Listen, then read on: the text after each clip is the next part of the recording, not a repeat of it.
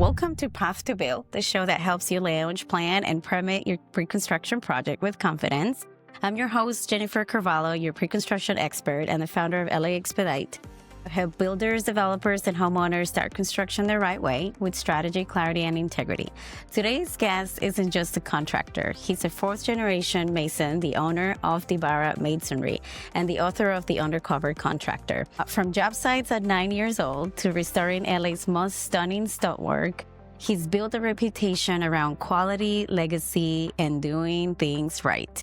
Matt Dibara, welcome to Path to Build. It's great to be here. I'm used to seeing you when we're pulling permits together. This is a little bit of a fun side. Yeah. Well, Matt, we're so excited to have you here. And, we work together, but at the same time, from the background, I'm admiring your resilience and the company that you and your family have built. And I wanted to share your story today because our audience is very eager to understand all the hurdles that you probably went through building this company, as well as understanding more of how your process is internally, right? So would you like to dive right in? Yeah. Is that okay? Okay, awesome. Okay, so what was it like for you growing up in a fourth generation masonry family? I didn't really know anything different. The nice part about being young is you have nothing to compare it to. So, I mean, my dad came home dirty every day. He worked 16-hour days, 18-hour days every day, and I just thought that was the normal way everyone did things. So, I mean, the bar was set pretty low in terms of expectation. I can agree with that. My dad had a printing business and my mom was an attorney, and so I grew up in that lifestyle. You know, I was helping people over the phone at like 8, 9 years old too. So it was just a way of life. It's a really exciting life, but it's very demanding, isn't it? Like it demands a certain personality, right? Well, like sports, right? Like it was, right. It was, you showed up early, you stayed late, and you did whatever it took to get the thing done that you were doing, regardless of how you felt in the moment. That's right. And were you pumping concrete at that age, or how were you helping your family with the business? I was doing everything I could. Started mixing, picking up trash was my first week or two on jobs. Was just back what I would do is do that. And then I started mixing mortar when I was 9. The bags were 94 pounds and I weighed probably, I don't know, maybe 60. Oh my God. My dad gave me a knife and he cut the bag in half and he's like, 5 shovels was a half bag, 10 was a full. Here's your ratios. Have a nice day. And that was it. So, are you serious? Oh my God. That was it. Oh, but that's amazing. That's inspiring. You must look up to your dad, right? My dad was the same way. Like he would see me sitting around and he would be like, "What are you doing? Pick up the phone. We have to make phone calls. We have to call clients." Okay. That was it. So and then you took over your business, your family business at 18. Is that? Yeah. It was I was running big jobs at like 16 because my dad did a thing where he gave me a pay scale, and it was basically anything that I learned, he drew it out like a menu. He's like, you learn this, you get 25 cents an hour. You learn this, you get $1 an hour. And so I was very motivated to want to grow within the company. What a smart dad. I love it. So of course there's you're talking about core values there, right? So in traditions in your family, is that still part of who you are and how you operate DiBara Masonry today? Yeah, I think it's a big part of it. I mean, we've modernized a little bit. You know, you can get away with things with family that you can't quite do with the rest of the world. But I think we've put the modern twist on the core values we have. I love that. That's what I love about your story, because you know, it just goes to show that you can carry a business through generations, and every generation will carry it to the next, right? I love that. Absolutely love what you guys have done here. And then so you wrote a book called The Undercover Contractor. What do you think was the key message that you wanted to share there? Well, the book was really about what I was doing in real life. So I never set out. I ended up getting involved in the legal world about 6 or 7 years ago. I found that a lot of the jobs we were quoting were less than 3 months old and failing, or the contractor abandoned it, or it was some type of legal dispute and they needed another opinion. And so I just ended up in this whole world of legal construction defects, and the book was just really me summarizing some of those things. But really what I was doing day to day was trying to help homeowners avoid contracting scams. And I knew a lot of that from growing up and taking over projects from other people with my dad. And then we started off, Right? we did a lot of waterproofing. So I always had this detective mindset because when you're dealing with water issues, this was before cell phones, when we used to do it with walkie-talkies. I used to crawl under a house and with Right. a little light, and my dad would have one walkie-talkie and he'd be like, is the water coming in yet? And he'd be spraying it. And I'd be like, yeah. So I had this kind of mindset. And then I've taken that into kind of the construction world with dealing with defects and things like that. I love that. I love that. So you really look through everything and you're inspecting every one of your projects. You're making sure everything's working right. And hopefully fixing anything that comes our way that needs that. I mean, that's been the, Right. we do it. I mean, I'm doing it across the country right now. I mean, Right. That's amazing, Matt. That's amazing. That's awesome. And me being a business owner, I know that's a lot of hard work. So kudos to you. Thank I you. know what that looks like. Yes. Okay, so part of what we do together, here at LA Expedite, we support Matt with his permitting, all the permitting services he needs in order to get some of his retaining walls, historical or not, to ready for building, right? So I wanted to talk about that today because I think that is a topic that, often gets overlooked at or misinterpreted. Like it's just a retaining wall, right? That's what I hear some people say. So what's your biggest misconception people have that you think people have about retaining walls? they're a lot of work. They're very difficult to get across the finish line. Right. We never intended to have this level of involvement with I see. retaining wall projects. I I used to, see. 5 years ago, it was like, oh, hire an engineer, get your permits, and call us after. And I see. what we would find is the wall would be designed in a way that was cost prohibitive or not buildable. So you'd have a wall that you'd have like, if, for example, it would be like a hand dug caisson, which is basically like a tunnel in the ground for a deepened foundation. And the dimension on the plan wouldn't support somebody in a hole manually digging it, meaning they designed it smaller than the hole the person would need to be in to dig the actual caisson. So like we would find all these issues. And finally I said, look, we're going to come in, help the homeowner. We're going to hire our own engineers, our own soils, geologists, our own surveying companies. We're going to negotiate better pricing for our clients because we buy in bulk, and we're going to own the entire process. But it was never a business plan. It was like, I'm sick of this. And then it just kind of came from me being like frustrated with trying to clean up all these mistakes. I hear you because, you sort of start realizing like, if I don't take this under my wings, this will never actually work for anybody, not for you, not for the owner, right? So you have to like take ownership of that or like, okay, I gotta come in and that's a huge leadership skill, Matt.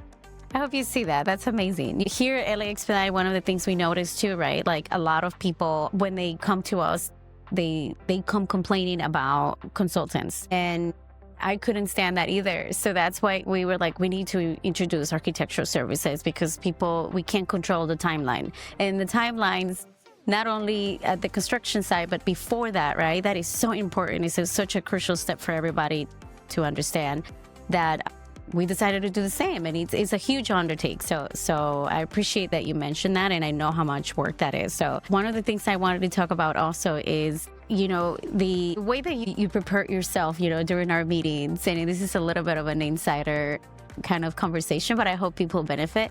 You're always prepared. You have your team right there. Like, are you ready to answer these questions? So how can you advise other contractors to prepare their team and their clients for what could go wrong during a project or before?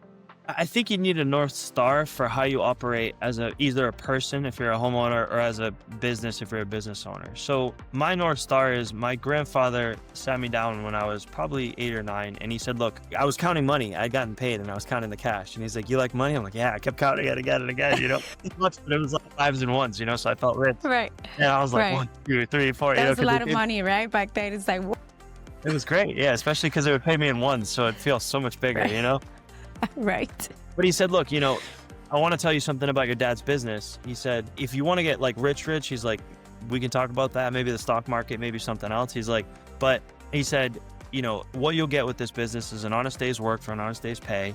He said, and if you treat your customers like neighbors, you'll never make and we had this neighbor who we used to help out all the time. She was older. And he's like, if you treat every customer, if you ask the question, what would I do if it were her? And he pointed to her house. He's like, you'll always make the right answer. And it just always stuck with me. And so I think that you kind of need a North Star for how you make decisions.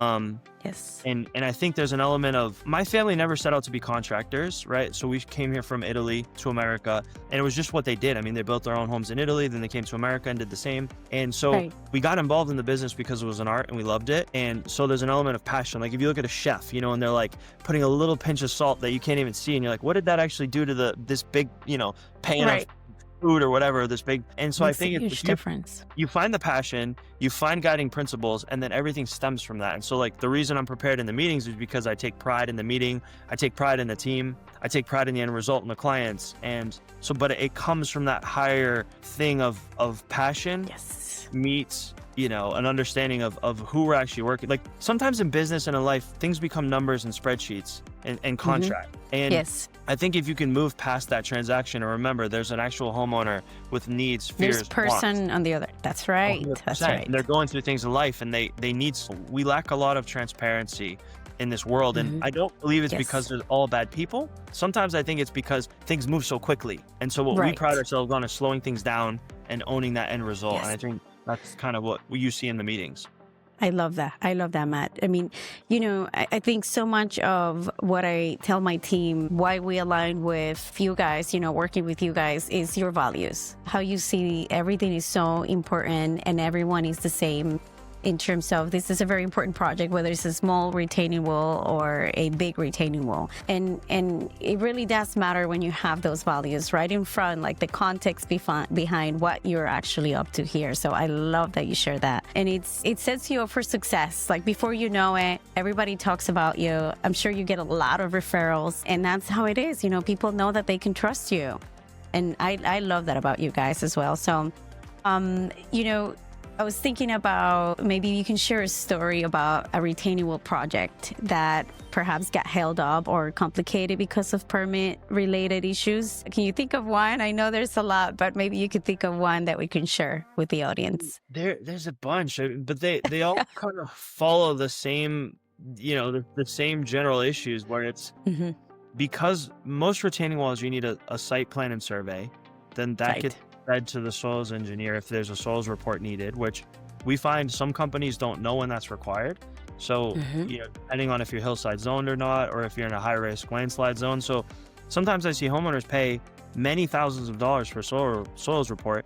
And it was, well, you could argue is not required. Yeah, not required. Right. The discretion of the engineer. So there's so many different pitfalls that many projects can have. It's tough because it's like, unless a homeowner wants to get educated on all the behind the scenes things, you know, you really have to have someone that does these every day and knows the process. But I mean, yeah, there's a lot of areas where things, designs that don't make sense. Yes. There's just the list. So much, or neighboring issues, right? Like who's going to pay for the wall? That's one of them. Yeah, I hate those conversations, but they do happen. And I wanted to shine light to the fact that, for example, the process of just searching through records and understanding if there are any permitting issues before you start a project, it's already a huge step. You know, not only checking your property records, but your neighbor's records, right? That's something that you can check to see if the wall was permitted legally. If not, what does it look like to bring it to compliance. But I love that your team really does understand all of that, and why I think that is such a difference. You know, I have Matt, I don't know if I've told you this, but I have had work with other masonry companies, and no one is as thorough as you guys. Like, you guys really make sure that you're covering all potential risks, and that's huge. And it saves you so much money, and saves your client so much money as well. So I love that. Okay, so I was thinking about the permitting strategy, right? So is there a permitting strategy that you think you can share? How did you decide, okay, I need a permit expediter for my projects, so that maybe other people understand the benefits and the impact of having made that decision? I mean, I'd encourage anybody to find and work with a permit expediter. I mean, you guys in particular, but I think it's really important because there's so much nuance to the city. If you don't have somebody who really, the hardest part about a lot of what we do is if you miss one step, if you miss one thing, and as creative as this is to anyone listening, if you're not proactively pointing things out, like I'll give you a statistic. I would say on jobs that we take over, probably 9 out of 10, meaning some other team designed everything and we came in because the contractor was slow, there was communication issues. So by the time it was ready to permit, the homeowner or the general contractor was like, we're done, right? Like, we want someone else. And that's how we tend to get involved in some projects. When we do pre-inspection, I would say 9 out of 10 times we find something that we have to go back to plan check for. And so if you have a permit expediter or a really good contractor that's looking for these things, we're able to identify them early in the process and avoid having to go back, reissue permits. I mean, you're building up schedules. You know, if the permits RTI are ready to issue, you think, okay, I'm ready to go. And then you find out, oh, no, you're not. It could be 3 or 4 months before you then get this through and pick it up again. I think the ability to thoroughly go through things quickly and have the economies of scale is another big one. Because you're dealing with this every day, you know, you as a permit expediting team, you have economies of scale. I mean, I don't know how many projects, 20, 30 projects, 40 projects at any given time. Like, the ability to manage all of those as individual projects and move them through is extremely valuable to any homeowner or contractor. Yes. Oh, I love it, Matt. I love it. I hope everyone sees the value in that. You know, another thing I noticed a lot of contractors do is they want to educate their staff, which is absolutely, everyone should know as much as possible. But I do see that the learning curve, right? The mistakes that we have made, you know, I've been doing this for 20 years. I started at your age as well. It used to be called New York Expedite. I was back in New York. And I just couldn't stand all the mistakes that I could see even professionals with over 40 years of experience making. And so it also took a lot of passion to say, you know what, this is a calling. This cannot happen again. But also, all the mistakes that we made and that I saw other people make, all of that is to be avoided when we service people with their permitting process. Like, you do not want to go through this red tape alone. And also, you want to protect yourself. You know, you always want to make sure you protect yourself at the job site for you guys contractors.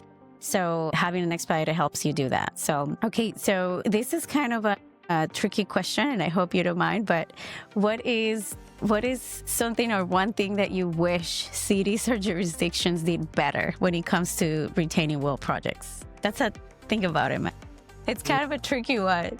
The biggest thing is a more thorough plan check process. I think that the way they handle the plan check process, they know that it'll get caught at some point, and so they don't worry. I mean, the inspectors used to have a lot more discretion about the ability to approve minor changes in the field, and so the system was designed for a less perfect plan check process, where it was essentially like, you get it through plan check, you start the work, and then you kind of work with your inspector. Let's say we're digging and we find this big boulder, and now we got to dig it out, but there's a section that we need to fill in of soil. Do we put regular soil? Do we put a slurry mix? Like, you used to be able to, years ago, we could work that out with the inspector. Engineer would go on site, he'd draw up what's called an SKP or a detail, and he would basically put that together, he or she, and then inspector would be like, all right, great, goes in your file, keep going. I think because that might have got abused, that the ability for kind of in-field adjustments to be made so much with the inspectors, that's changed a lot, especially in the last 5-6 years, a ton, and more so in the last 3 or 4. And so if you had a more thorough plan check process, you wouldn't have all these issues with pre-inspection problems and at the job site. At the job site. Yep. Yeah. I agree. I completely agree with you because, people think, okay, great, I got my permit, I'm done. And most likely, actually, the real work starts at the job site, during your inspections. And you're right. You wish they would have looked at all the things that they see. There are some jurisdictions, that actually send someone out there to double check what's going on at the job site before you even get permit issuance. That would be huge. That would be a huge change. Hopefully something like that gets implemented. I wanted to also talk about your business skills. I mean, like we talked about earlier, you have a really wonderful company that you've been able to grow after. Was it your grandfather who started the company or your great grandfather? Did it before they spoke English back in the East Coast. I mean, Emily's been doing masonry. Oh my goodness. Imagine. 6 years now at this point, I think. That's amazing. That's amazing, Matt. Do you have any kids? Are you going to make sure your child continues? I love that. Well, that's what I hope. I have my baby. Hopefully he continues the trend. But, what's one mistake that you see, for example, contractors make with their crew, right? Like, okay, one thing is your values, right? And making sure you're hiring the right people that align with your values. But what is one thing that you see often happening with some contractors, that they're not managing their crews or something? What is something that you've learned from those job sites that we can share with the audience? Man, I think the tendency for a lot of contractors is to sell as much as they can and then figure out how to do it later. I mean, it's a natural tendency that I've witnessed across the country. So for example, I hire a contractor and they do a really good, I don't know, let's say they do your roof, and you go, hey, do you know anyone that does hardwood floors? And they say, yeah, we can do that. And then it's like, well, they did good on the roof, so they're going to do good on my hardwood floors. And it's like, well, maybe at this juncture, they have a friend and they're going to subcontract it and try and make a little bit of money. So I think it's as homeowners doing the research, because in essence, when you offer someone or you ask them if they know how to do the work, you're essentially basically handing them money, right? You're saying, hey, do you want this money? And you're leaving it up to the contractor to say yes or no. So I think it's about thinking about who it is that you hire, because what I find is a lot of homeowners specifically want to hire contractors quickly and then try and fix it on the right. So they get excited and they like the person, and the contracts are boring, the quotes are boring. So it's like they want to move through that process quickly, and then it's like if they have the wrong one, you spend the rest of the time trying to untangle it. They didn't show up, the work was wrong, the materials weren't right, the contract wasn't clear, and you try and go almost backwards. So I think the more a homeowner or even a GC, general contractor, takes time in the front end, you save a lot on the back end.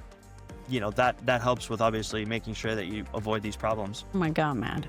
You just dropped so much gold. I hope everyone heard that. That's amazing. Absolutely. Have you, when it comes to your book, for example, you have the Undercover Contractor, which, by the way, you'll be releasing a new book. Is that correct? Yeah, we got some exciting stuff, I think, potentially coming out Awesome. Here. Maybe 3 or 4 months. That's exciting.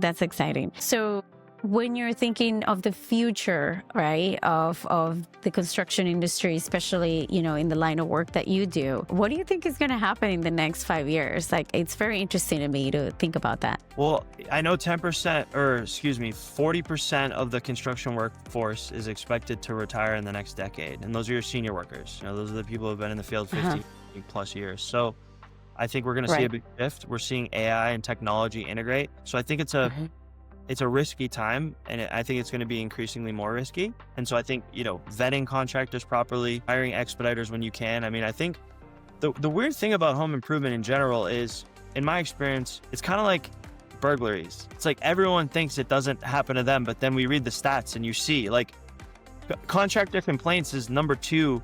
It's the number 2 consumer complaint, and arguably number 1 for dollar volume. So it's like, one of those things where, like, it exists everywhere, and we all know people who have had issues, and half the time we may not even know what that we maybe had something because we didn't know enough to know that it wasn't done right until we find out later. And yet it's like, it's not going to happen to me. And I see that look from everyone, when I'm dealing with an issue or trying to fix something. They're like, gosh, I can't believe this happened. Like, well, the numbers don't lie. So I think we're going to see more risk in the next 3 to 5 years until we unlock the next level, which is the technology's integrated, because you have a lot of companies learning drones. How do we use AI? How do we leverage this tech? So that's a change, right? The labor force is changing dramatically. So I think it's there's going to be a learning curve. Exactly. I love this, Matt. Yes, this is so good. For us, in the permitting and architectural industry, we see huge changes, and we also are trying to educate as many people as we can. And the people that we hire, we really make sure that they're hungry for this and thirsty for this kind of information. And as long as they have the values, is one of the things that I always say to people. You can bring someone that has all the skills and stuff, but do they have the values that you're trying to represent and continue for generations? And you're absolutely right. There's a lot that's going to be happening. And I hope that people don't think, oh, this is not going to happen to me, because you're right. It could happen to anyone. So absolutely. Matt, I was thinking about some of your projects, and you do a lot of historical restorations, right? What is your biggest challenge there when you're doing a historical restoration? Is that how do you prepare your clients when you're doing a project like that? The hardest part with a restoration is getting an understanding of what they truly want to accomplish, because we use these very hard to define words like, I want it to look good, or I want to restore it, or I want it to look more new, or I want to refresh it. So all these words mean different things to different people. And then on top of that, they mean very different budgets and timelines. I see. So the hardest part is, like, whenever I bid any project, I have this little, I used to train my team on this years ago, but I drew this triangle basically, and it was like 3 points on it. It was budget, functionality, and aesthetics. So budget, what does it cost? Functionality, codes, how does it work? And then aesthetics, what does it look like? And at any given point, we're playing tug of war with like, okay, the more functional and aesthetic it is, the further away from budget we are. The more we give up aesthetics, we're going towards functionality, right? Because that's always the thing. It's like, does it work? Oh my God, that's awesome. And then budgets. Like, I work through that triangle with homeowners a lot, or even contractors, or, it doesn't matter what it is on the commercial side, trying to understand like, okay, what are you going for? Is the budget the main thing, or is that a piece? Like, what does functionality look like? Meaning, for example, I might be able to do something that lasts for 10 years. Like, for example, sometimes when we restore cornices or precast concrete on buildings, it's like, well, we can repair it. That's more expensive, and it's not going to last as long as cutting out and replacing pieces. So it's like, are you going for more longevity, or are you going for it to look more seamless? Where it truly matches in the colors. I'm having to kind of play tug of war in my head by asking certain questions to really understand, like, okay, I understand in this triangle where you want your budget's important, right, but aesthetics is really important, and functionality is, you're okay if you have to touch this up again in 3 to 5 years. That's not going to make or break what you want. So that's the process we use. I love it, Matt. Oh my God, that's awesome. It also helps the client, right? Like, think clearly, right? It's like, okay, think about this clearly. What is more important to you? They probably don't even know, right? Until they talk to you.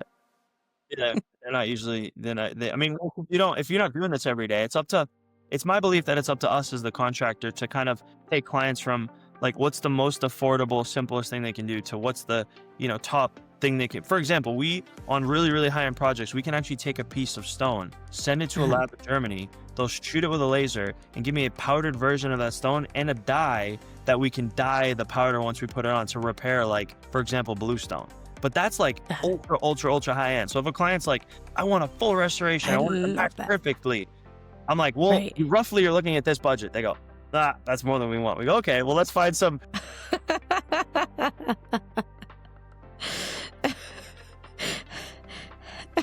They're like, oh, let me change my words there. Like, yeah, it makes them realize that. Oh my God, yeah, we deal with that a lot. I think everyone just starts, like you said earlier, everyone starts really excited and like they just want, okay, this is the right contractor, let's hire them, right? So this is so good, Matt. I love that you make sure that people are taking their time, understanding what it is that they actually want, understanding their budget, what's more important to them, and then you use that with your team. It's awesome, Matt. It's no wonder you were such a successful businessman. And that brings me to the next thing, and I think we would be wrapping up quickly, but I wanted to inspire people. I love doing that. You have young people in your team. I have young people in my team, and I love teaching them, training them, and passing. So what is something that you could say to somebody that's just starting, maybe a contractor that's young, feels intimidated, right? I went through that, and experience has gotten me here, but it was tough. And I had no one, literally, there was no podcast. There was nobody actually saying, you know what, this is how you should do it, Jen. So what is something that you can leave for people listening, young people? I think if you're getting into construction, I would say, number one, there's no better time to do it. When I made the decision, right, 2008, and the world was crashing, and everyone's like, you're crazy, you go to college, do this, do that. Like, you're gonna take over a construction company in this climate. So that's, not quite 20 years, whatever it is, 18 years ago. So I would say there's no better time right now, number one. Number two, I would say find a mentor, or find somebody that you can, in this day and age, like you said, I'd find people that understood and are 3 to 5 steps ahead of where I want to be, and I would look to them and get knowledge and understand, and have somebody, because things are going to happen, things are going to come up, and you also need somebody that's going to push you off the edge of the cliff. Like, I remember we did our first big commercial job, and I was like, man, I don't know, like, and I had this contractor, this older, he's like, he's like, come on, he like put his arm around me, he's like, come on, he asked 4 questions. He's tell me how you do this. I said, well, I would do it like this. Tell me your schedule. And I said, well, it's this. Tell me who would do it on your team. I said, well, this. He goes, what are you being a wimp for? And he slapped me upside the head. He said, sign the contract. Oh my God, I love that. You need a mentor to tell you and show you, but also sometimes like we get in our own way and we're like, oh, I don't know. That's a little bit bigger, a little more than I've done. Yes. Mentor. And I think dirty is the new rich. I think construction is by far the best in the peripheral fields, of course, architectural, permitting, design, engineering. Like, yes. It's the best time to do this if you really want to do well financially. Oh, I love that, Matt. Awesome. Awesome. It's so funny you say that, there's the imposter syndrome, right? Gosh, it's so crazy that even people that have been very, very successful already, like it even happens to me to this day. Like sometimes I'm like, oh, that's my imposter syndrome. We can totally take on more and more and more. So, but it happens daily. And I love that you say that you have somebody pushing you to make those challenging decisions. And that's huge, Matt. So is there, just lastly, is there anything else that you think we should talk about your book coming up or your podcast? I know there's so much that you're doing that maybe I forgot to ask you. I mean, I'm just trying to help the industry. I mean, our DiBara Masonry, we try and help homeowners. I think we do great masonry and concrete work, residential, commercial. I help with the contractor scams, but I mean, my end goal is just to contribute to the industry. I mean, that's what I'm here to do. I love it, Matt. Matt, and you're all over the United States. Did you? So are you servicing? I accidentally, on the scam and helping friends and referrals. Yes. I mean, like I'm doing one right now in Colorado, a custom cabin that we're helping. I mean, there's a lot of. I've got another project in the East Coast that. It's just somebody gets screwed and then they end up being like, hey, talk to Matt. And then I feel bad. And the next thing you know, I'm like flying out and figuring out all the things that went wrong. And, that's. Wow, Matt, that's so cool. Yeah. That's the contractor consultants company, right? No, it's more like Undercover Contractor helping homeowners. The contractor consultants, I co-founded a business to help construction companies hire specifically. So we figured out a new way, almost like a monthly service for businesses to hire their team. So if you needed, I love that. Designer in-house. Oh, that's so good. Yeah. Oh, everybody, all of my contractors need that. Are you kidding? Oh my God. Yeah. Okay, that's awesome. Yeah. Okay, great, Matt. Well, this has been amazing. Please know that we are so grateful that you had this time for me and for LA Expedite and the Path to Build podcast. You brought such valuable insights. It's amazing. This is a topic that gets overlooked all the time, and I wanted to bring it, to the forefront. Retaining walls might seem simple, but as we heard today, the right approach is anything but. And so to everyone listening, if you're planning to build or facing permitting challenges, let this episode remind you it's not just about the build, it's about the strategy. We'll link Matt's book and his company here in the comments, and as well as our YouTube channel and in the notes as well. So I'm Jennifer Carvalho, and this is Path to Build. Thank you, Matt, so much for being here. We appreciate your valuable insights, and we'll see you next time. Thanks, Jen. Thanks for having me. Thank you. Thanks, Matt. And to all of our amazing listeners, thank you for tuning in. Don't forget to follow us on Instagram, LinkedIn, Facebook. Stay connected with us. I am your pre-construction expert, Jennifer Carvalho, bringing you the latest news in the construction industry here in California. We're going to be doing a podcast in regards to the fire rebuilds and how you can rebuild your home, or how you can, as a contractor or developer, support people rebuild their homes faster. Don't forget, our podcast is Path to Build, now streaming on Spotify. Tap that follow button so you never miss an episode filled with expert insights behind the scenes, stories, real strategies driving successful projects, development projects. Now, let's keep building together. And don't forget to leave us a comment if you want us to talk about something that you're dealing with. Thank you so much. Bye.